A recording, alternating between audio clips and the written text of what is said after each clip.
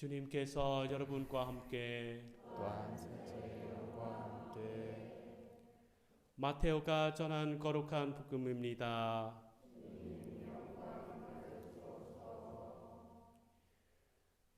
그때 예수님께서는 곤충을 보시고 산으로 오르셨다. 그분께서 자리에 앉으시자 제자들이 그분께 다가왔다. 예수님께서 입을 여시어 그들을 이렇게 가르치셨다. 행복하여라. 마음이 가난한 사람들, 하늘나라가 그들의 것이다. 행복하여라. 슬퍼하는 사람들, 그들은 위로를 받을 것이다. 행복하여라. 온유한 사람들, 그들은 땅을 차지할 것이다. 행복하여라. 의로움에 졸이고 목마른 사람들, 그들은 흡족해질 것이다. 행복하여라. 자비로운 사람들, 그들은 자비를 입을 것이다. 행복하여라. 마음이 깨끗한 사람들, 그들은 하느님을 볼 것이다. 행복하여라. 평화를 이루는 사람들, 그들은 하느님의 자녀라 불린 것이다. 행복하여라. 의로움 때문에 박해를 받는 사람들, 하늘나라가 그들의 것이다. 사람들이 나 때문에 너희를 모욕하고 박해하며 너희를 거슬러 거짓으로 온갖 사악한 말을 하면 너희는 행복하다. 기뻐하고 즐거워하여라. 너희가 하늘에서 받을 상이 크다. 주님의 말씀입니다.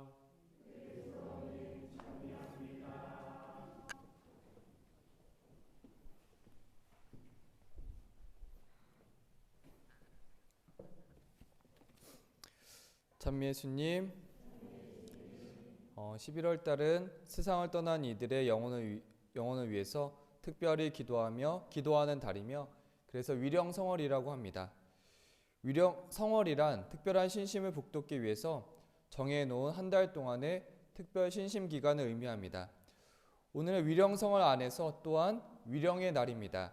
가톨릭 교회 전례력에서는 죽은 모든 이를 기억하는 날입니다. 통상 11월 2일에 거행합니다. 오늘은 위령의 날에 대한 의미를 어떻게 잘 기억해야 하는지 보고자 합니다. 오늘은 무엇보다도 아직 연옥에서 고통을 받고 있는 영혼들이 빨리 정화되어 복된 하느님 나라로 들어갈 수 있도록 한마음으로 기도하며 그들을 위해서 위령 미사를 봉헌하는 날입니다. 교회 안에서 이러한 역사가 생기게 된 것은 998년 프랑스 클리니 수도원의 5대 원장이었던 오딜로는 자신의 관할 밑에 있는 모든 수도자들에게 모든 성인 대축일 다음 날인 11월 2일에 죽은 이를 위해 특별한 기도를 드리고 시간 전례를 노래할 것을 지시하였습니다. 그로 인해 위령의 날이 11월 2일로 정해지게 되었고 이것이 교회 전역으로 확산되었습니다. 어제 11월 1일이 하느님 나라를 완성한 성인들을 기념하는 축제 성격이라면 그 다음 날인 위령의 날은 연옥 영혼을 생각하며 그들을 위해 기도하는 날입니다. 그러면 위령의 날을 신학적으로 어떻게 이해할 수 있는지 그 근거를 보려고 합니다. 첫 번째로 가장 중요한 근거는 모든 성인의 통공에 대한 교리입니다. 여기서 모든 성인은 천상교회의 신자들만을 말하는 것이 아니라 모든 그리스도인을 의미합니다. 그리고 통공은 교회 공동체의 모든 구성원이 공로를 서로 나누고 공유한다는 의미입니다. 그리스도 안에서 한 교회를 이루는 천상의 성인들과 지상의 인간들, 그리고 연옥의 영혼들이 서로의 공을 나누고 영적 도움을 주고받는다는 것입니다. 두 번째, 위령의 날에 대한 신학적 근거는 연옥에 대한 교리입니다. 교회에서는 거룩하게 살다 간 성인은 죽음과 동시에 하느님 나라에서 끝없는 행복을 누릴 수 있다고 가르칩니다. 세례를 통하여 하느님의 자녀로 새로 태어난 보통 사람들이 세례 후에 죄를 범했을 때 그 죄를 뉘우치고 구의 성사를 받으면 죄는 용서받을 수 있습니다. 그러나 범한 죄와 영벌은 사라지더라도 잔벌은 남게 되며 이 잔벌은 보석을 통해 탕감받을 수 있습니다. 이 세상에서 행해야 하는 보석이 있는 것처럼 하느님 나라를 위해 치러야 할 보석이 있는데 그 보석을 치르는 곳이 연옥입니다.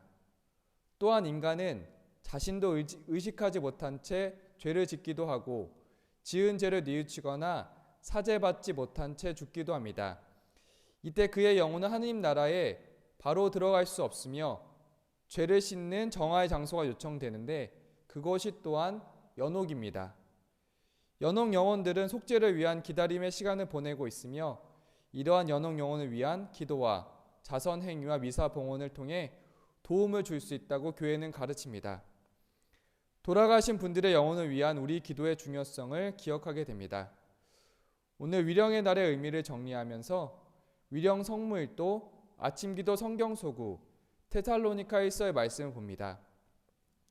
우리는 예수께서 죽으셨다가 다시 살아나신 것을 믿습니다. 그래서 우리는 예수를 믿다가 죽은 사람들을 하나님께서 예수와 함께 생명의 나라로 데려가실 것을 믿습니다.